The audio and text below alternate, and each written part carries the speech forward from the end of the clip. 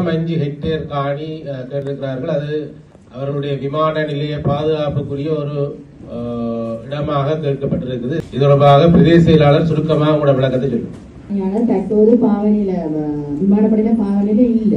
ஆனா அப்ப தற்போது பப்ளிக் தான் அதுல அந்த தோட்டம் செய்யற வேலையில ஈடுபட்டிருக்கீங்க. இப்ப பப்ளிக்ல காணி ஏற்கனவே விடுவிக்கிறதா கூடப்பட்ட காணி இன்னும் விடுபடல.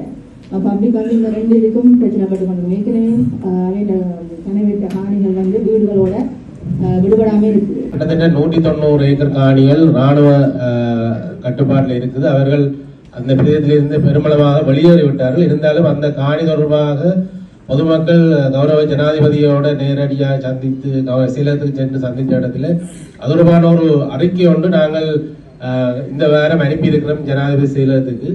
அவ்வாறான ஒரு நிலையில அது அந்த பிரதேசத்துல இது வாரபடியால் எங்களுக்கு இதுல தீர்மானம் எடுக்கிறதுல சில சிக்கல் இருக்கிறபடியால் தான் நாங்கள் இந்த விடயத்தை மாவட்ட ஒருங்கிணைப்பு குழுவுக்கு சமர்ப்பித்திருக்கோம்.